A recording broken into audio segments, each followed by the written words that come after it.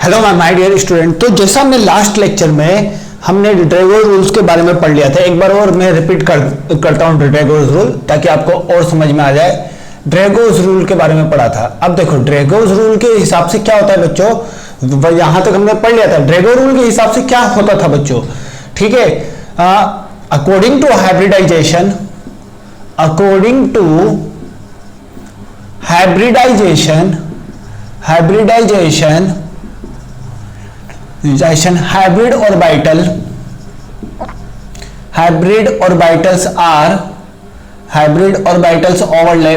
hybrid orbitals overlap to each other. Hybrid orbitals are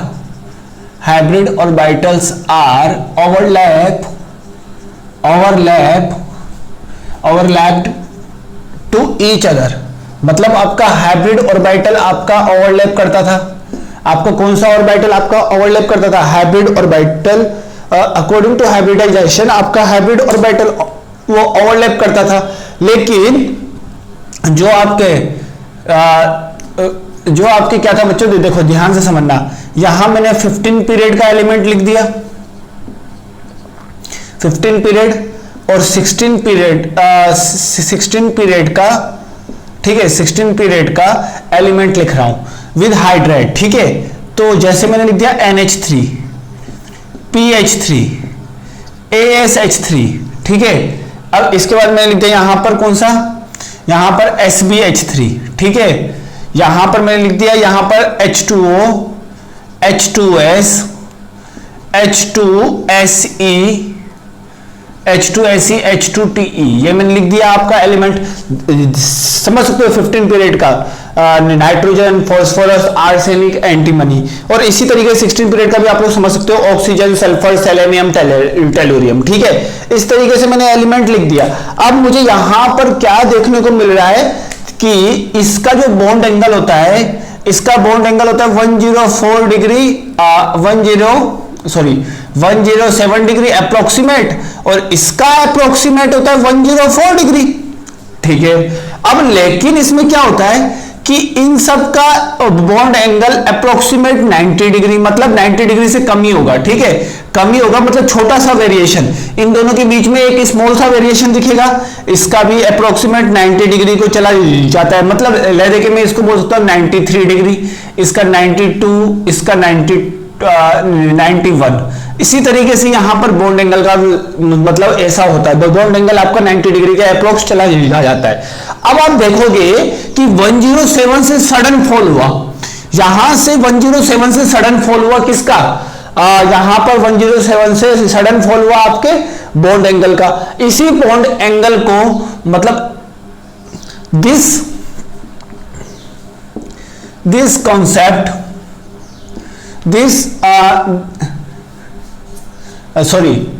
यहां पर लिख सकते हैं sudden fall of bond angle,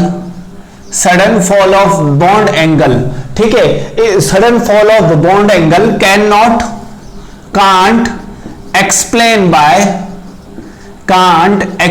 bye hybrid orbital. इसको हमने हाइब्रिड ऑर्बिटल से एक्सप्लेन नहीं कर सकते। सो हमने इसको किससे एक्सप्लेन किया था? We will explain this sudden fall of bond angle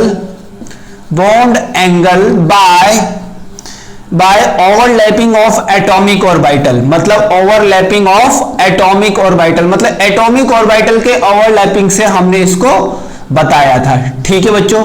तो इस चीज को हमने यहां पर समझा है कि ड्रैगोस रूल्स ने आपको क्या बताया कि यहां पर ध्यान से समझना एक और बार। यहां पर आपका देखो यहां पर क्या हुआ एक्चुअली में, मैं आपको सिंपल बताता हूं। एक और बार एग्जांपल लेता हूं, H2S का ले लेता हूं एज एग्जांपल। मैंने पहले लिया था PH3 का, H2S का आता हूं, ठीक है। अब सेंट्रल एटम आपका कौन सा होगा? सेंट्रल एटम हो गया बच्चों यहां पर सल्फर, ठीक है। सेंट्रल एटम आपका कौन सा हो गया? सल्फर हो गया। अब सल्फर का क्या होगा बच्चों? 1s2 2s2 2p, बोलो 1s2 2s2 2p6 3s2 3p4 ये मेरे पास आ गया।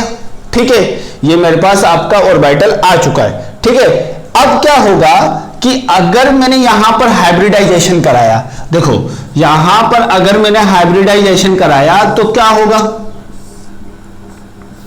यहां पर मैंने हाइब्रिडाइजेशन कराया, देखो मुझको कितने यहां पर है, यहां पर 2H है, 2 अनपेयर इलेक्ट्रॉन चाहिए तो 2 अनपेयर इलेक्ट्रॉन मिल गए।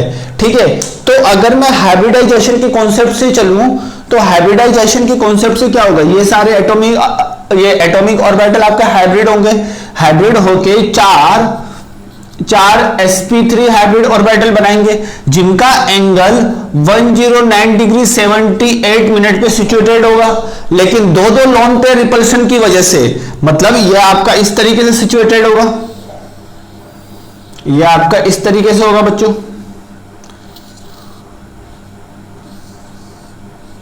यह आपका इस तरीके से होगा। ठीक है, यहां पर एक हाइड्रोजन, यहां पर एक हाइड्रोजन, यहां पर एक क्या हो जाएगा बच्चों, यहां पर आपका कोई हाइड्रोजन नहीं आएगा यहां पर बच्चों, यहां पर आपका 2 लोन पेयर। ठीक है, इस तरीके से हो गया, लेकिन यहां पर 109 डिग्री एंगल आएगा, 109 डिग्री 28 मिनट, जो कि 109 डिग्री 28 मिनट एंगल में बताता हूं, लोन पेयर रिपल्शन एक्ट करेगा, यहां पर लोन पेयर और बॉन्ड पेयर, ये आपका बॉन्ड पेयर बनेगा, लोन पेयर रिपल्शन एक्ट करेगा और यहां पर लोन पेयर बॉन्ड पेयर, जहां पर ओवरलैपिंग ऑफ अदर एटम होता है वो आपका बॉन्ड पेयर बनाएगा।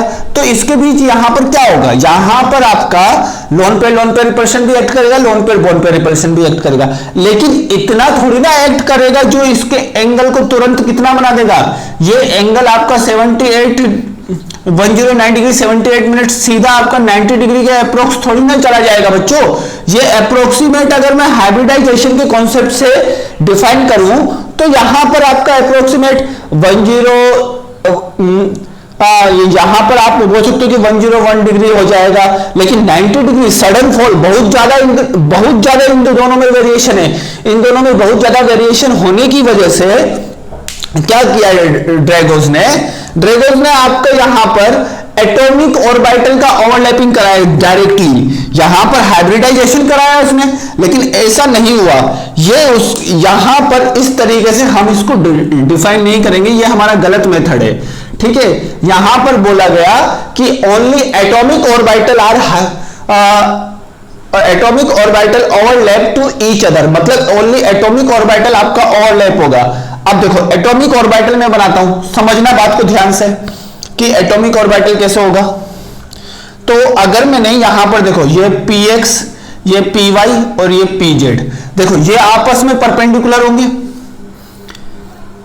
ये आपस में परपेंडिकुलर होंगे, मुझे एटॉमिक ऑर्बिटल ही बनाना है, ना कि मुझे हाइब्रिड ऑर्बिटल बनाना है। ये तो सारे हाइब्रिड ऑर्बिटल थे, ये तो सारे कौन से ऑर्बिटल थे बच्चों, हाइब्रिड ऑर्बिटल। मुझे हाइब्रिड ऑर्बिटल नहीं बनाना, मुझे ओनली एटॉमिक ऑर्बिटल बनाना है। अब मैं एटॉमिक ऑर्बिटल बनाऊंगा, देखो ये मैंने बना दिया, इसका दूसरा लोब समझने के लिए बना देता हूं, फिर भी ये बना दिया मैंने।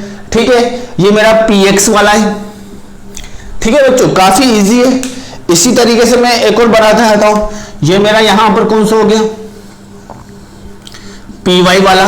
ठीक है, और यहां पर ये मेरा कौन सा हो गया, pz वाला। देखो सारे एटॉमिक ऑर्बिटल मैंने जैसा बोला था px, py, pz तीनों आपस में 90 डिग्री पे सिचुएटेड होंगे, तो ये 90 डिग्री पे सिचुएटेड है। और ये s orbital spherical in shape, तो ये s ऑर्बिटल, यहां पर आपके 2 इलेक्ट्रॉन होंगे, यहां पर आपके 2 इलेक्ट्रॉन होंगे, और यहां पर आपका हाइड्रोजन और हाइड्रोजन यहां पर ओवरलैप कर जाएगा। ठीक है, एटॉमिक ऑर्बिटल से डायरेक्टली ओवरलैप करेगा, जो कि आपके बॉन्ड एंगल को अप्रोक्सीमेट कहां पहुंचा देगा, 90 डिग्री पे। ठीक है बच्चों, तो इस तरीके से हम इसको डिफाइन करेंगे। तो बॉन्ड एंगल हमारे पास पहले आया, हाइब्रिडाइजेशन हमारा बाद में आया। सबसे पहले क्या आया बच्चों, बॉन्ड एंगल आया, उसके बाद हमारा क्या आया बच्चों, यहां पर हाइब्रिडाइजेशन। तो थोड़ा इस कंसेप्ट को ध्यान से समझो, काफी इजी कंसेप्ट है, 1-2 बार करोगे तो आप लोगों को अच्छे से समझ में आ जाएगा कि किस तरीके से हमको कंसेप्ट को डील करना है। ठीक है बच्चों, तो इस तरीके से हम यहाँ पर कंसेप्ट को डील कर सकते हैं। नाउ अब हम चलते बच्चों यहाँ पर एक और टॉपिक्स पे। तो ये तो आपको समझ में आ गया होगा। अब देखते हैं बच्चों बॉन्ड एंगल। बॉन्ड एंगल कैसे निकालेंगे, बॉन्ड एंगल निकालने का तरीका समझते हैं, जो कि आपको काफी इजी है, ठीक है। और इसके साथ साथ मैं एक और क्वेश्चन पे लेकर आता हूं, वो टाइप ऑफ पाई बॉन्डिंग पे, ताकि आपको समझ में आ जाए। देख लेते हैं एक और क्वेश्चन। यहां पर आपको निकालना है टाइप ऑफ पाई बॉन्ड। आपको क्या निकालना है, टाइप ऑफ पाई बॉन्ड। आपको क्या निकालना है बच्चों, टाइप ऑफ पाई बॉन्ड। तो यहां पर आपको टाइप ऑफ पाई बॉन्ड निकालना है। तो आप कैसे निकालोगे टाइप ऑफ पाई बॉन्ड, समझना। एक क्वेश्चन है, आपको टाइप ऑफ पाई बॉन्ड निकालना है, मतलब किस में निकालना है, पहला ध्यान से समझना, PO4 3- किस पर, PO4 3- पर निकालना है आपको टाइप ऑफ पाई बॉन्ड, ठीक है। ये आपका क्वेश्चन है, ठीक है। और एक आपको निकालना है यहां पर सेकंड CO3 2- पे। फोर्थ क्वेश्चन है, आपको किस पे निकालना है, CO2 पे निकालना है, ठीक है। इन सब पे आपको टाइप ऑफ पाई बॉन्ड निकालना है, ठीक है। अब देखो ट्रिक से भी कर सकते हैं, ए से भी कर सकते हैं, ठीक है। तो मैं आपको ट्रिक ही बताता हूं, तो ये ट्रिक से ही आप जल्दी कैलकुलेट कर लोगे अगर आपको स्ट्रक्चर आता है तो, ठीक है। ट्रिक से हम करेंगे, तो देखते हैं बच्चों, PO4 3-, ठीक है। सबसे पहले इसका हाइब्रिडाइजेशन निकाल लो, हाइब्रिडाइजेशन निकाल लो। सबसे पहले इसका क्या निकाल लो बच्चों, हाइब्रिडाइजेशन। कैसे निकालेंगे इसका हाइब्रिडाइजेशन, जल्दी बताओ बच्चों। इसका हाइब्रिडाइजेशन हम किस तरीके से निकालेंगे, जल्दी बताओ, काफी इजी है। इसका हाइब्रिडाइजेशन समझना बच्चों, यहां पर सबसे पहले क्या करते हैं, हाफ इंटू VMCA, ऐसा मैंने फॉर्मूला बताया था। तो इससे भी निकाल सकते हैं और इससे भी निकाल सकते हैं, किससे, total valence electron divide by वो 8 करके। तो मैं दूसरे मेथड का यूज करता हूं ताकि आपको और अच्छे से क्लियरली समझ में आ जाए कि किससे निकालेंगे। तो देख लेते हैं बच्चों यहां पर दूसरा मेथड, ठीक है। तो इसका टोटल वैलेंस इलेक्ट्रॉन निकाल लो, कितना होगा, फास्फोरस का कितना होता है टोटल वैलेंस इलेक्ट्रॉन, 5, ठीक है। प्लस ऑक्सीजन का 6 और 3 इनकमिंग, तो 3 टोटल निकालो, कितना हुआ बच्चों, 5 + 3 8, 5 + 3 कितना हो जाएगा बच्चों, 8 हो जाएगा। अब यहां पर 24, 8 में अगर मैं 24 को ऐड करूंगा तो कितना आएगा, 32, ठीक है। अब मैं अगर बोलना चाहूंगा कि total valence electron divide by 8, तो यहां पर 32 डिवाइड बाई 8 कितना आएगा बच्चों, कितना आएगा, जो कि आपके लिए काफी इजी है। इसका आ जाएगा 4 और आपके रिमाइंडर में कितना बचेगा बच्चों, 0। रिमाइंडर में कितना बचेगा, 0। तो इसका मतलब क्या हुआ, 0 लोन पेयर है और 4 बोन पेयर है, ठीक है। 4 बोन पेयर है, मतलब आप समझ सकते हो कि 0 लोन पेयर है और 4 बोन पेयर है। तो अगर मैं इसका स्ट्रक्चर बनाना चाहूंगा तो ये आपका इस तरीके से बन जाएगा, मतलब टेट्राहाइड्रल स्ट्रक्चर। ये चीज तो आपको समझ में आ गई, टेट्राहाइड्रल स्ट्रक्चर। तो 4 बोन पेयर तो मैंने ऐसे बना दिए, देखो सिंपली, ठीक है। लेकिन आप लोग देख लो कि यहां पर 3- है, तो ये 3 ऑक्सीजन तो माइनस के साथ बैलेंस हो गए, लेकिन यहां पर आपको डबल बॉन्ड बनाना पड़ेगा। ऑक्सीजन आपका डाई एटॉमिक है, जिस पर आपका माइनस चार्ज का होगा वहां पर तो ऑक्सीजन हमेशा सिंगल बॉन्ड होगा, जहां पर ऑक्सीजन के ऊपर माइनस चार्ज होगा वो ऑक्सीजन सिंगल बॉन्ड के साथ होगा, और बाकी अगर माइनस चार्ज नहीं हुआ तो ऑक्सीजन आपका डबल बॉन्ड के साथ होगा। बात क्लियर है, काफी इजी कंसेप्ट है। अब मैं आपको बताता हूं, देखो इसके हिसाब से कौन सा हाइब्रिडाइजेशन होगा, sp3, ठीक है। sp3 होगा तो समझते हैं sp3 में कौन कौन पार्टिसिपेट करेगा, s p p p px py pz। अब देखो यहां पर कितने बॉन्ड है, काउंट करो, 1 2 3 4 5। तो एक s ऑर्बिटल ने पार्टिसिपेट किया होगा, एक px ने, एक आपके py ने, एक आपके pz ने, और एक आपका कौन सा ऑर्बिटल होगा, d ऑर्बिटल होगा।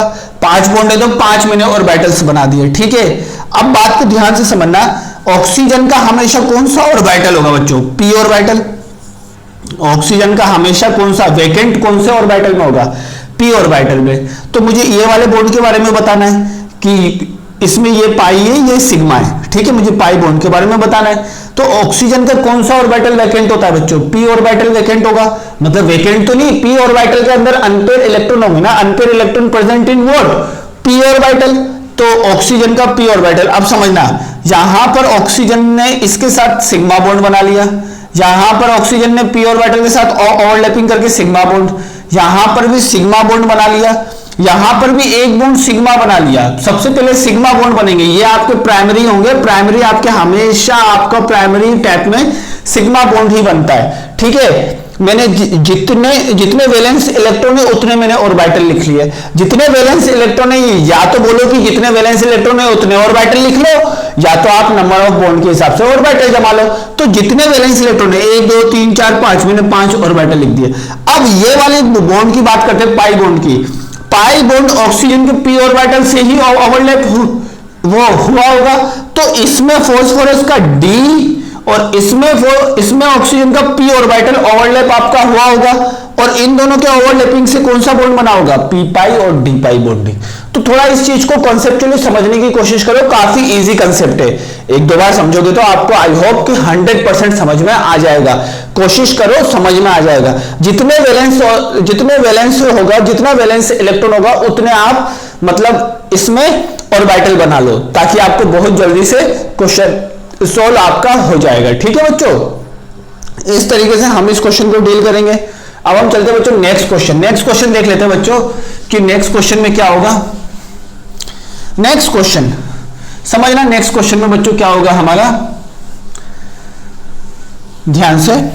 तो नेक्स्ट क्वेश्चन में हमारा है बच्चों यहां पर कि CO3 2-, ठीक है, CO3 2-। अब देखो CO3 2- हमारा नेक्स्ट क्वेश्चन है। अब इसमें मुझे निकालना है, काफी इजी है। देखो फिर से वही करेंगे, सबसे पहले हाइब्रिडाइजेशन कैलकुलेट कर लो, हाइब्रिडाइजेशन कैलकुलेट करने का तरीका मैंने आपको कई बार बताया, बहुत अच्छे से बताया। तो टोटल वैलेंस इलेक्ट्रॉन कैलकुलेट करो, total valence electron equal to carbon में कितना होगा, कार्बन में 4, कार्बन में टोटल वैलेंस इलेक्ट्रॉन कितना होगा बच्चों, 4 होगा, ठीक है। अब ऑक्सीजन में 3 ऑक्सीजन 6, और यहां पर -2 का मतलब +2, टोटल कैलकुलेट करो, 18 + 6 = 24, ठीक है। तो आपको दिख रहा होगा total valence electron divide by 8 करना होता था आगे हाइब्रिडाइजेशन कैलकुलेट करने के लिए, ठीक है। तो यहां पर 24 डिवाइड बाई 8 कर दिया, तो यहां पर कितना आ जाएगा बच्चों, 3 और 0, रिमाइंडर तो 0 बचेगा, मतलब 0 लोन पेयर है और 3 बोन पेयर है, ठीक है। अब देखो 3 बोन पेयर मतलब 3 बोन पेयर मतलब इस तरीके से ये मैंने बना दिया, ठीक है। अब देखो 2 माइनस है तो यहां पर तो ये बैलेंस, ठीक है। इसमें sp2 हाइब्रिडाइजेशन होगा, ये भी हम डिफाइन कर सकते हैं यहां से। अब देखो एक ऑक्सीजन, तो ऑक्सीजन डाई एटॉमिक होता है, इसलिए डबल बॉन्ड के साथ कनेक्टेड होगा, ठीक है, सिंपली बात है। अब जिस पर माइनस चार्ज है वो सिंगल बॉन्ड के साथ हो सकता है, जितना ऑक्सीजन के ऊपर माइनस चार्ज होगा उतना वो सिंगल बॉन्ड के साथ कनेक्टेड होगा, ठीक है। अब बात को ध्यान से समझो, ये वाला बॉन्ड सिग्मा, ये वाला बॉन्ड सिग्मा, ये वाला बॉन्ड पाई और ये वाला बॉन्ड सिग्मा, ठीक है। अब मेरे पास पाई बॉन्ड का टाइप बताना है। अब देखो ऑक्सीजन के यहां पर वैलेंस शेल में कितने इलेक्ट्रॉन है, 4, ठीक है। अब देखो यहां पर क्या है, s px py, इस तरीके के ऑर्बिटल पार्टिसिपेट किए, 4 वैलेंस शेल, तो 4 ऑर्बिटल बना लो, s px py pz, मतलब यहां पर p का कोई भी हो सकता है, तो p का मैं हटा देता हूं, ठीक है। इस तरीके से बना दिया मैंने 4 ऑर्बिटल, 4 में से 3 ऑर्बिटल आपका हाइब्रिडाइजेशन में पार्टिसिपेट हुए, मतलब ये सारे के सारे क्या बनाएंगे, सिग्मा बॉन्ड, ठीक है। एक ऑर्बिटल आपका हाइब्रिडाइजेशन में पार्टिसिपेट नहीं हुआ। अब ऑक्सीजन का ये आपका p ऑर्बिटल होगा, ऑक्सीजन में अनपेयर इलेक्ट्रॉन कहां प्रेजेंट होगा बच्चों, p ऑर्बिटल में। अब ये आपका p ऑर्बिटल में प्रेजेंट होगा, तो इसका p ऑर्बिटल, सॉरी ध्यान से समझना, इसका p ऑर्बिटल और ऑक्सीजन का p ऑर्बिटल आपस में ओवरलैप हुए होंगे, और ये आपस में क्या बनाए होंगे, p पाई बॉन्डिंग। तो यहां पर आपके कौन सी बॉन्डिंग है बच्चों, p पाई बॉन्डिंग। बात क्लियर है, बात क्लियर है बच्चों। एक दो बार कोशिश करो, ज्यादा झिकझिक नहीं है इसमें, काफी इजी कंसेप्ट है। एक दो बार कोशिश करोगे तो आई होप कि आपको 100% समझ में आ जाएगा, बहुत ही ज्यादा सिंपल और नेचुरल कंसेप्ट है, ठीक है। कोई ज्यादा इतना रॉकेट साइंस नहीं है बच्चों, ठीक है। तो अब हम चलते बच्चों नेक्स्ट पे, नेक्स्ट देखते हैं बच्चों अब हम एक एक करके। तो हमारा नेक्स्ट क्या है, CO2 में आपको बताना है। देखो अभी आपको CO2 में बताना है, और भी मैं एग्जांपल लूंगा बच्चों, इसकी चिंता मत करो, इसका मैं और भी एग्जांपल लूंगा। देखो पहले तो इन सब एग्जाम्पल को समझ लेते हैं, ठीक है। CO2, अब देखो CO2 के लिए क्या होगा, सबसे पहले मैंने CO2 में मैं सबसे पहले हाइब्रिडाइजेशन कैलकुलेट करता हूं। सबसे पहले मैं क्या करता हूं, हाइब्रिडाइजेशन, ठीक है, हाइब्रिडाइजेशन। इसके अंदर कौन सा हो जाएगा बच्चों, मैंने अभी बताया था P पाई D पाई, ये हो चुका है सॉल्व। यहां पर आपका क्या होगा, P पाई, ये भी मैंने सॉल्व कर दिया। अब इसकी बात करते हैं, थर्ड ऑप्शन देख लेते हैं, हाइब्रिडाइजेशन। तो इसका सबसे पहले हम क्या निकालेंगे, टोटल वैलेंस इलेक्ट्रॉन। तो टोटल वैलेंस इलेक्ट्रॉन निकाल लेते हैं, TVE निकालो जल्दी से। कार्बन के वैलेंस शेल में 4, ऑक्सीजन के वैलेंस शेल में 6 इलेक्ट्रॉन, ठीक है, 2 है तो 6, टोटल कितना हो गया बच्चों, 4 × 18, 4 × 12, 4 × 12 इक्वल टू व्हाट, 16 इलेक्ट्रॉन्स। अब total valence electron 16 divide by 2 मतलब 2 आ गया, 0 लोन पेयर, मतलब 2 बोन पेयर होगा और 0 लोन पेयर होगा। अब यहां पर कोई माइनस चार्ज नहीं है तो कार्बन इस तरीके से अटैच होगा, ठीक है। अब यहां पर ऑक्सीजन के ऊपर माइनस चार्ज नहीं है तो डबल बॉन्ड बना दो, सिंपल। डाइएटॉमिक के लिए हमेशा डबल बॉन्ड बना दो। अब इस तरीके से आपका इसका स्ट्रक्चर बन गया। अब यहां पर आपको समझना है कि यहां पर आप हाइब्रिडाइजेशन भी लिख सकते हो। यहां पर आपका हाइब्रिडाइजेशन कौन सा होगा बच्चों, sp हाइब्रिडाइजेशन, ठीक है, काफी इजी है। अब देखो यहां पर ऑक्सीजन के वैलेंस शेल में कितने इलेक्ट्रॉन है, 1 2 3 4, तो देखो 4 में ऑर्बिटल बना देता हूं, ये मैंने 4 ऑर्बिटल बना दिए। 4 में से 2 ऑर्बिटल हाइब्रिडाइजेशन में पार्टिसिपेट हो गए जो कि आपके सिग्मा बॉन्ड बनाएंगे। अब बचे कितने, 2 ऑर्बिटल। ये दोनों ऑर्बिटल ऑक्सीजन के p ऑर्बिटल के साथ ओवरलैप होंगे, ऑक्सीजन के p ऑर्बिटल के साथ ओवरलैप होंगे दोनों के दोनों, और यहां पर कौन सा बॉन्ड बनाएंगे बच्चों, पाई बॉन्ड। तो आप समझ सकते हो कि कार्बन का भी p ऑर्बिटल काम में आया, कार्बन का भी p ऑर्बिटल काम में आया और ऑक्सीजन का भी p ऑर्बिटल। तो इसलिए हम इसको क्या बोलेंगे, p पाई बॉन्डिंग। क्या बोलेंगे बच्चों, p पाई बॉन्डिंग, ठीक है। तो इस तरीके से यहां पर कितने, 2 p पाई बॉन्डिंग आई, क्या है, 2 p पाई बॉन्डिंग। तो आप समझ गए होंगे कि किस तरीके से हमको यहां पर p पाई बॉन्डिंग को समझना है या फिर p पाई D पाई बॉन्डिंग को। एक और एग्जांपल देख लेते हैं बच्चों इससे रिलेटेड, ताकि आपको और भी कंसेप्ट अच्छे से समझ में आ जाए। एक और एग्जांपल मैं आपको बताता हूं, ठीक है, टाइप ऑफ पाई बॉन्ड्स पे, ठीक है। यह किसी बच्चों को थोड़ी सी प्रॉब्लम थी, एग्जांपल पूछा था, इसलिए मैं अभी इसको करा रहा हूं बच्चों, नहीं तो कोई उतनी दिक्कत नहीं थी। आप लोग अगर कोशिश करते तो आप लोगों को आ जाता, कोई बात नहीं। एक और बार देखो, समझो, देखो यहां पर 4th एग्जांपल मैंने लिया C2H2 एक्चुअली आपका होता है इसी, C2H2 एक्चुअली होता है बच्चों आपका एसिटिलीन। ये मैंने हाइब्रिडाइजेशन में आपको पढ़ाया है, सिंपल यही स्ट्रक्चर मैंने पढ़ाया था sp हाइब्रिडाइजेशन में, ठीक है। तो sp हाइब्रिडाइजेशन में मैंने ये स्ट्रक्चर पढ़ाया। अब आप इस स्ट्रक्चर में देख सकते हो यहां पर कि स्ट्रक्चर तो मैंने बना दिया, ठीक है। ये आपका पाई बॉन्ड, ये आपका पाई बॉन्ड, ये आपका सिग्मा, और ये बीच में आपका एक सिग्मा, ये सिग्मा, ठीक है। इस तरीके से मैंने आपको बताया था, ठीक है। तो अब समझना यहां पर, अब यहां पर आप लोग समझना कि देखो इसके अंदर sp हाइब्रिडाइजेशन था, इस कार्बन के अंदर भी sp है, इस कार्बन के अंदर भी sp है। अब मैं इसके अराउंड मॉलिक्यूल को घुमाऊंगा तो 1 2 3 4 वैलेंस इलेक्ट्रॉन में कितने बच्चों, 4। तो 4 ऑर्बिटल इस कार्बन के लिए, इस कार्बन के लिए 4 ऑर्बिटल, मतलब sp ठीक है। इस ऑर्बिटल के लिए, इसके लिए भी आपके कितने होंगे, 4 होंगे, sp अब sp ऑर्बिटल तो आपका हाइब्रिडाइजेशन में पार्टिसिपेट कर गए, देखो sp ऑर्बिटल आपके हाइब्रिडाइजेशन में पार्टिसिपेट कर गए और 2 sp ऑर्बिटल बने होंगे, 2 sp ऑर्बिटल मतलब 2 सिग्मा बॉन्ड, कितने, 2 सिग्मा बॉन्ड, एक इधर बना लिया। इसी तरीके से इस कार्बन ने भी, इस कार्बन का भी sp ऑर्बिटल हाइब्रिडाइजेशन में पार्टिसिपेट हो गया, हाइब्रिड ऑर्बिटल बनाया, 2sp हाइब्रिड ऑर्बिटल बना दिया। अब यहां पर 2sp हाइब्रिड ऑर्बिटल बना दिया तो यहां पर भी कितने हो गए, 2 सिग्मा हो गए, बात क्लियर है। अब बचे कौन से, pp, ठीक है।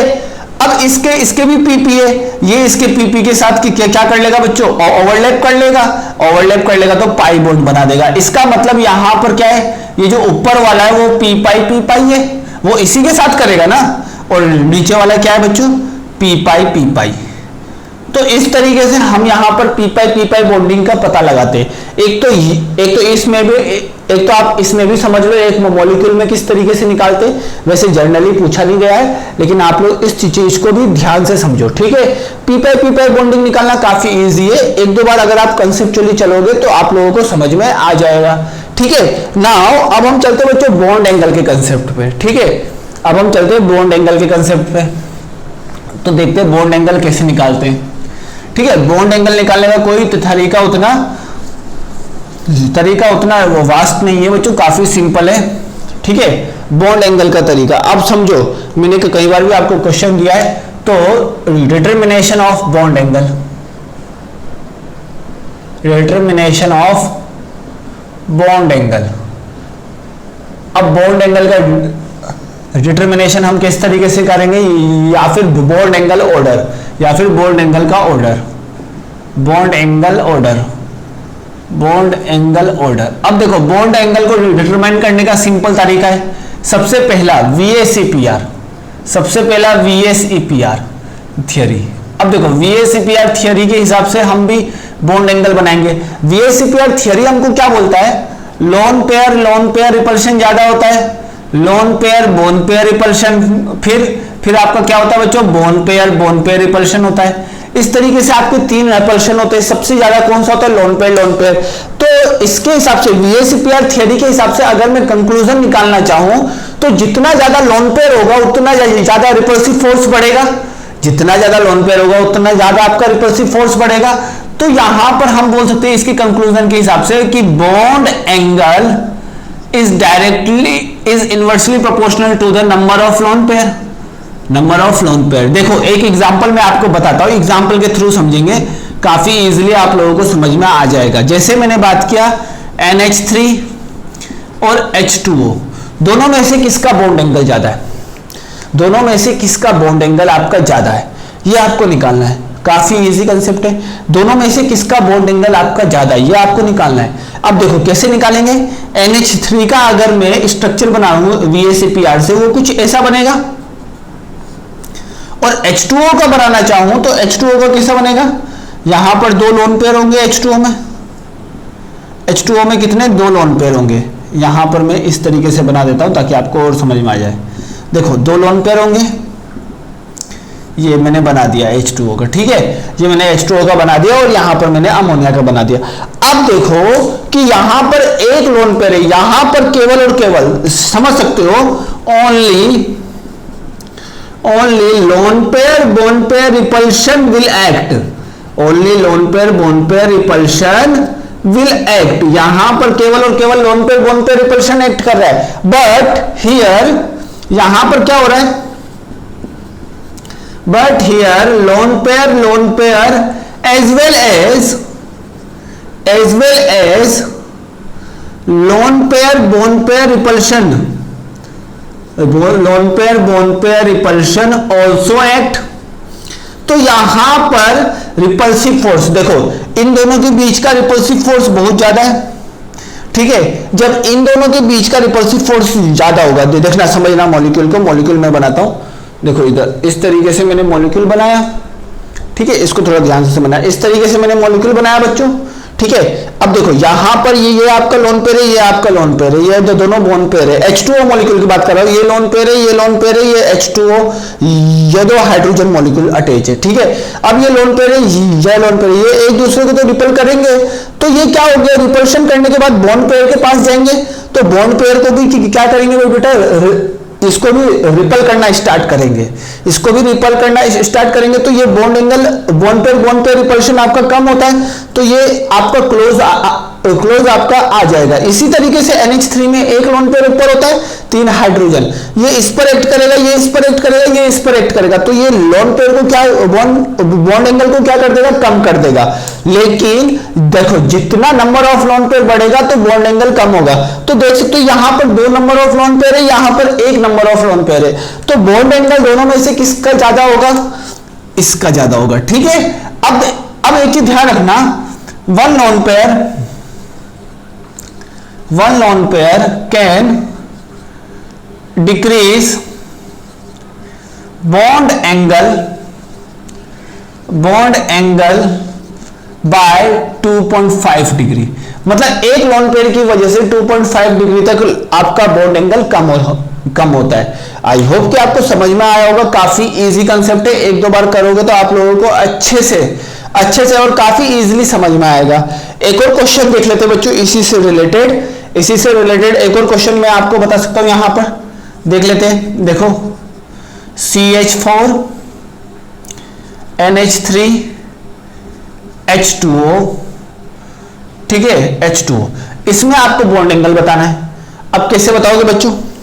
बॉन्ड एंगल का ऑर्डर आपको इसके अंदर बताना है। अब अगर मैं CH4 का स्ट्रक्चर बनाऊंगा तो आप लोग समझ सकते हो कि CH4 के स्ट्रक्चर में किसी भी टाइप का आपका क्या नहीं है, लोन पेयर नहीं है। NH3 के स्ट्रक्चर में देखो एक लोन पेयर है, और H2O के स्ट्रक्चर में आपका दो लोन पेयर प्रेजेंट है। मतलब आपका लोन पेयर बढ़ेगा, जैसे जैसे लोन पेयर बढ़ेगा वैसे वैसे बॉन्ड एंगल क्या होगा, लोन पेयर बढ़ेगा, बॉन्ड एंगल कम होगा। तो किसमें बॉन्ड एंगल सबसे ज्यादा होगा? CH4 में। ठीक है, इस तरीके से हम यहां पर VACPR थ्योरी के हिसाब से बॉन्ड एंगल का आइडेंटिफिकेशन लगा सकते हैं। तो VACPR थ्योरी में बॉन्ड एंगल का आइडेंटिफिकेशन लगा सकते हैं। अब इसमें खास बात समझना कि यहां पर भी हाइब्रिडाइजेशन दोनों क्या है, सेम है। हाइब्रिडाइजेशन दोनों मॉलिक्यूल में क्या है बच्चों, सेम है। थोड़ा सा इस चीज को समझो, हाइब्रिडाइजेशन दोनों मॉलिक्यूल में क्या है बच्चों, सेम है। तो इस तरीके से हम यहां पर बॉन्ड एंगल का आइडेंटिफिकेशन लगा सकते हैं। काफी इजी है, एक दो बार करोगे तो आपको अच्छे से समझ में आ जाएगा। ठीक है, नाउ अब हम देखते हैं बच्चों यहां पर नेक्स्ट अब हम देखते हैं इलेक्ट्रोनेगेटिविटी ऑफ सेंट्रल एटम। ठीक है, electronegativity of central atom. Central atom की इलेक्ट्रोनेगेटिविटी से हम कैसे बॉन्ड एंगल निकाल सकते हैं? देखो इलेक्ट्रोनेगेटिविटी ऑफ सेंट्रल एटम। बच्चों यहां पर मैंने किस टाइप का एग्जांपल लिया और अभी मैं किस टाइप का एग्जांपल लूंगा, दोनों को थोड़ा सा समझने की बात कोशिश करना, क्योंकि दोनों का एग्जांपल आपका काफी अलग अलग होगा। तो दोनों एग्जांपल को एक दो बार समझने की कोशिश करना। अब देखो यहां पर अगला सेकंड पॉइंट, इलेक्ट्रोनेगेटिविटी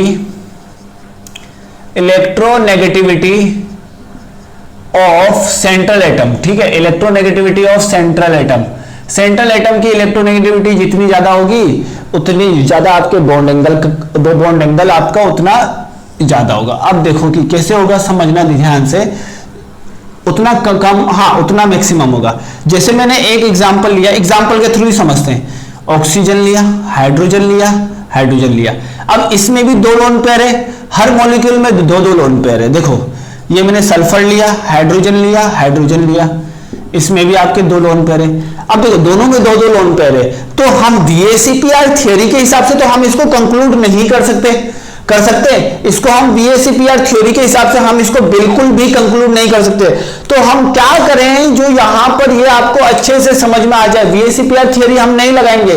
तो अब हम देखेंगे कि अब देखो इसकी इलेक्ट्रोनेगेटिविटी, इसकी इलेक्ट्रोनेगेटिविटी, ठीक है, दोनों एटम, टर्मिनल एटम दोनों सिमिलर है। तो क्या होगा कि इसकी देखो जनरली क्या, हाँ एक्चुअली जनरली नहीं होता, एक्चुअली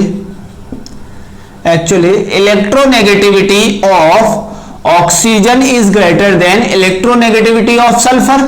मतलब ऑक्सीजन की इलेक्ट्रोनेगेटिविटी आपकी ज्यादा है सल्फर से, तो क्या होगा कि बॉन्ड के इलेक्ट्रॉन पेयर को ये क्या कर लेगा बच्चों, अपने पास बुला लेगा। मतलब इलेक्ट्रॉन, बॉन्ड के इलेक्ट्रॉन यहां आ जाएंगे, ठीक है, लेकिन इसमें आपके यहां नहीं जाएंगे, कॉर्नर तक नहीं जाएंगे, थोड़ा सा दूर रहेगा बॉन्ड का इलेक्ट्रॉन, मतलब इस तरीके से रहेगा। अब देखो ध्यान से समझना, यहां पर बॉन्ड के इलेक्ट्रॉन आपके क्लोज हो गए। अब जब बॉन्ड के इलेक्ट्रॉन क्लोज हो गए तो इन दोनों में ये आपका क्या बच्चों, इलेक्ट्रॉन क्लाउड, ये आपका क्या बच्चों, इलेक्ट्रॉन क्लाउड, ये आपका इलेक्ट्रॉन क्लाउड है, ये आपका इलेक्ट्रॉन क्लाउड है। अब देखो यहां पर बात को समझना, इलेक्ट्रॉन क्लाउड आपकी ज्यादा क्लोज आ गए, ज्यादा क्लोज आएंगे तो इलेक्ट्रॉन क्लाउड एक दूसरे को क्या करेंगे, रिपल करेंगे। तो यहां पर कौन सा फोर्स एक्ट होगा बच्चों, रिपल्शन होगा। यहां पर क्या होगा, रिपल्शन होगा। रिपल्शन होने की वजह से ये अपने बॉन्ड एंगल को जैसे इसका थीटा, बॉन्ड एंगल है थीटा H2O, ठीक है, यहां पर रिपल्शन होगा। अब यहां पर क्या है कि ये ज्यादा क्लोज नहीं आए, देखो इलेक्ट्रोनेगेटिविटी का क्या होता है, इलेक्ट्रोनेगेटिविटी का जो डेफिनेशन है वो एक्चुअली में क्या है बच्चों, बॉन्ड पेयर इलेक्ट्रॉन को अट्रैक्ट करना, ठीक है। Element which have higher electronegative element which having the value of higher electronegativity, it attract the bond pair electron toward itself, वो अपनी तरफ bond pair इलेक्ट्रॉन को खींचेगा, लेकिन ज्यादा ये होने की वजह से ज्यादा पास जाएगा, यहां पर ज्यादा पास नहीं जाएगा। तो यहां पर आपका बॉन्ड पेयर का जो इलेक्ट्रॉन क्लाउड है, बॉन्ड पेयर का जो क्या है बच्चों, यहां पर इलेक्ट्रॉन क्लाउड है वो उतना क्लोज नहीं आया, वो आपका डिस्टेंस पे। तो यहां पर जो थीटा होगा वो थीटा H2S आप देख सकते हो ज्यादा क्लोज भी है तो रिपल्सिव फोर्स कम लगेगा, यहां पर रिपल्सिव फोर्स आपका ज्यादा लगेगा। तो रिपल्सिव फोर्स H2O में ज्यादा होने की वजह से यहां पर आपका बॉन्ड एंगल H2O का ज्यादा हो जाएगा एज कंपेयर टू H2S। समझ में आया, समझ में आया, काफी इजी है, एक दो बार कोशिश करोगे। एक और एग्जांपल हम लेते हैं ताकि आपको और भी अच्छे से समझ में आ जाए। देखो एक और एग्जांपल, एक और एग्जाम्पल, ठीक है। अब एक और एग्जाम्पल, तो यहां पर मैं बात करता हूं, देखते हैं, यहां पर मैं बात करता हूं कि देखो NH3 PH3 ASH3, अब इन तीनों में बताना है। अब जैसा आप जानते हो कि NH3 का स्ट्रक्चर कुछ ऐसा, और सिमिलर आपका PH3 भी आप कुछ ऐसा ही बनाओगे, बनाओगे कि नहीं बनाओगे, और ये भी आप ऐसे बनाओगे। 90 डिग्री तो छोड़ो, 90 डिग्री वाला मैंने आपको ड्रैगो रूल बताया था, वो तो परफेक्ट है, लेकिन अगर आपको ऐसा दिया जाए तो सिंपली बनाओ, ठीक है। अब क्या होगा कि बॉन्ड पेयर इलेक्ट्रॉन आपके यहां चली जाएंगे इसकी वजह से, और इसकी वजह से थोड़ा सा दूर रहेगा, और इसकी वजह से बहुत दूर रहेगा बाकियों से। अब देखो इसमें इलेक्ट्रॉन क्लाउड के बीच, इलेक्ट्रॉन क्लाउड क्या आ जाएगा, क्लोज आ जाएगा। जब यहां पर इलेक्ट्रॉन क्लाउड आपका क्लोज आ जाएगा तो रिपल्शन क्या होगा, ज्यादा होगा। इलेक्ट्रॉन क्लाउड क्या आ गया बेटा, एटम पे क्लोज आ गया। अब क्लोज आ गया तो एक दूसरे को क्या करेगा, हाईली रिपल करेगा, हाईली मतलब बहुत ज्यादा रिपल्शन एक्ट करेगा। अब जब यहां पर बहुत ज्यादा रिपल्शन आपका एक्ट होगा तो क्या होगा, समझना, तो क्या होगा बच्चों, ये एक दूसरे से दूर जाएंगे बॉन्ड पेयर आपके क्या होंगे, एक दूसरे से दूर जाने की कोशिश करेंगे। बॉन्ड पेयर आपके एक दूसरे से दूर जाने की कोशिश करेंगे। अब जब आपके बॉन्ड पेयर यहां पर एक दूसरे से दूर जाने की कोशिश करेंगे तो बॉन्ड एंगल आपका क्या हो जाएगा, बढ़ जाएगा, ठीक है। तो यहां पर बोल सकते हैं electronegativity of nitrogen is greater than electronegativity of phosphorus and electronegativity of arsenic. तो bond angle in NH3 is higher than bond angle in PH3 and bond angle in ASH3। वैसे मैंने बता दिया है कि यहां पर जनरली अप्रोक्सीमेट 90 डिग्री होता है ड्रैगो रूल से, लेकिन हम यहां से भी इसको डिफाइन कर सकते हैं। बात क्लियर है, बात क्लियर है, काफी इजी कंसेप्ट है, एक दो बार करोगे तो आपको 101% समझ में आ जाएगा कि किस तरीके से हमको बॉन्ड एंगल का कैलकुलेशन करना है, ठीक है। अब हम क्या बोल सकते हैं, जनरली जिसकी इलेक्ट्रोनेगेटिविटी ज्यादा होती है उसका बॉन्ड एंगल ज्यादा होता है, तो यहां से हम क्या निकाल सकते हैं, hence we can say that hence we can say that bond angle is directly proportional to the bond electronegativity of central atom। ये मैं बोल सकता हूं, मैंने बोल दिया, मतलब electronegativity of central atom, central atom की इलेक्ट्रोनेगेटिविटी जितनी ज्यादा होगी उतना आपका बॉन्ड एंगल बढ़ेगा। यहां तक तो आप लोग इजीली बोल सकते हो इस कंसेप्ट को, ठीक है। यहां तक आप लोगों को कोई भी प्रॉब्लम नहीं होगी, कोई भी इतना सा भी प्रॉब्लम नहीं होगा। अब हम आगे की ओर समझते बच्चों, आगे का कंसेप्ट क्या है बच्चों हमारा, देख लेते हैं। आगे का कंसेप्ट समझना ध्यान से, आगे का कंसेप्ट हमको समझना पड़ेगा, ध्यान से समझते बच्चों।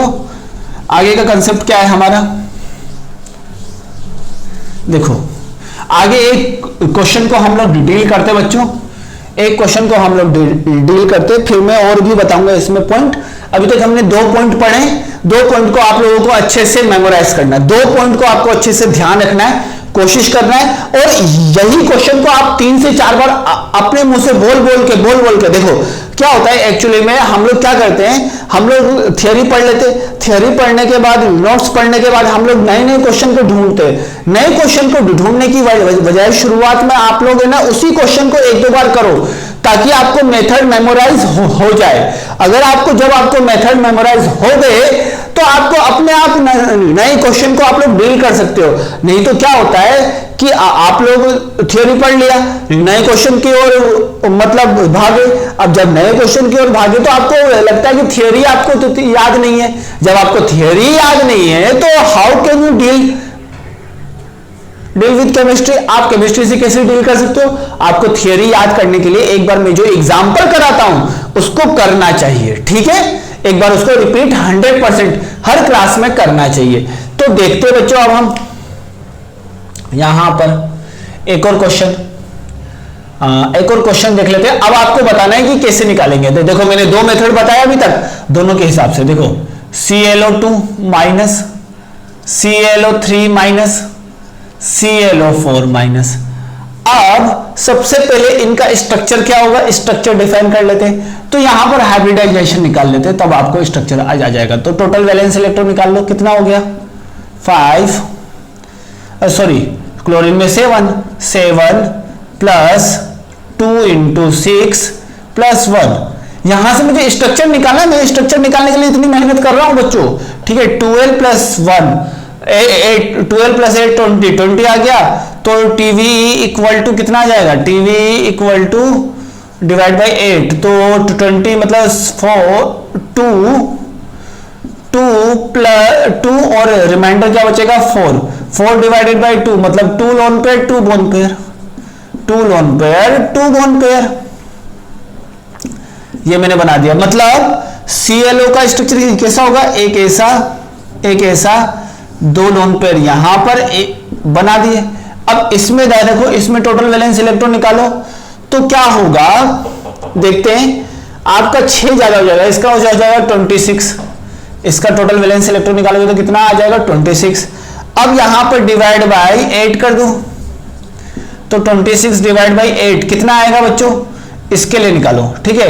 26 डिवाइड बाई 8 कितना आ जाएगा बच्चों, समझो 26 डिवाइड बाई 8 आपका यहां पर 3 आपका डिवाइडेंट, ठीक है। अब बचे कैसा, मतलब 3 से आपका डिविजिबल है। अब यहां पर आपके 8 3 हाँ, और यहां पर 2 इलेक्ट्रॉन बचे, 2 को 2 से, रिमाइंडर को 2 से डिवाइड करना है। तो 3 + 1 3 क्या हो गया बच्चों आपका बोन पेयर, और ये क्या हो गया बच्चों आपका लोन पेयर। एक तो ये, तो यहां पर एक लोन पेयर है, मतलब एक लोन पेयर बना दिया। देखो ये मैंने एक लोन पेयर बना दिया। एक O पे यहां पर एक माइनस चार्ज है तो एक O पे सिंगल बॉन्ड बनाया, ठीक है। अब यहां पर आप बताओ, यहां पर टोटल वैलेंस इलेक्ट्रॉन कितना हो जाएगा 26 + 6 कितना हो 32। तो यहां पर आपका 32 total valence electron divide by 8, 32 divided by 8। आप अपने तरीके से निकालो, मैंने अपने तरीके से निकाला, आप अपने तरीके से निकालो, ठीक है। यहां पर 4 हो जाएगा, रिमाइंडर 0 बचेगा, इसका मतलब चारों के चारों क्या है बच्चों बोन पेयर, और लोन पेयर क्या है बच्चों 0। अब यहां पर आपका लोन पेयर 0 है तो इसका स्ट्रक्चर कुछ ऐसा बनेगा। स्ट्रक्चर हर बार बनाया करो बच्चों, तो मैंने स्ट्रक्चर इसका बना दिया। अब देखो इसमें भी हाइब्रिडाइजेशन तो sp3 होगा, इसमें भी sp3 होगा, और इसका भी क्या होगा sp3 का मतलब सब आपका टेट्राहाइड्रल ज्योमेट्री वाला होगा। अब बात क्या है कि मैंने आपको अभी पहला कंसेप्ट बताया था, when number of lone pair will increase bond angle will be decrease, ठीक है। लोन पेयर इंक्रीज होगा तो बॉन्ड पेयर डिक्रीज होगा। तो आप लोग देख सकते हो कि ClO2 माइनस में कितने लोन पेयर है, 2 लोन पेयर है। ClO3 माइनस में कितने लोन पेयर है, 1 लोन पेयर है। ClO4 माइनस में कितने लोन पेयर है, 0 लोन पेयर है। तो अगर मैं बोलना चाहूं कि लोन पेयर किसमें कम है, इसमें कम है, तो इसका बॉन्ड एंगल ज्यादा होगा, then after ClO3 minus, then after ClO2 minus. तो इस तरीके से हम यहां पर बॉन्ड एंगल का मेजरमेंट कर सकते हैं। तो आज मैंने आप लोगों को बॉन्ड एंगल के कितने मेजरमेंट बताए बच्चों, दो टाइप के। कौन कौन से, एक आपको बच्चों मैंने आपको क्या बताया, एक आपको मैंने बताया यहां पर VSEPR थ्योरी, और एक मैंने आपको क्या बताया, VSEPR थियरी, एक सेंट्रल एटम के इलेक्ट्रोनेगेटिविटी वाला। वो दोनों कॉन्सेप्ट को आपको एक बार रिवाइज करना है, दोनों कॉन्सेप्ट को आपको एक बार रिवाइज करना है, ठीक है। एक दो बार आप दोनों कॉन्सेप्ट को ध्यान से समझो, देन आफ्टर दो और 3 पॉइंट और है जो मैं नेक्स्ट क्लास में पूरा अच्छे से लूंगा, ठीक है। तो यहां तक आई होप कि आप लोगों को आज का लेक्चर कंप्लीटली समझ में आ गया होगा, किस तरीके से मैं डील कर रहा हूं, किस तरीके से नहीं कर रहा हूं। सो आई होप कि आप लोग इसको अच्छे से रिवाइज कर लोगे, ठीक है। और मैं ओवरलैपिंग पे आज मैं आपको डीपीपी भी दूंगा, ठीक है। तो आप लोग उस डीपीपी को सोल्व करना और डाउट पूछना। सो आज के लिए बच्चों केवल बस इतना ही काफी है। So thanks for watching this.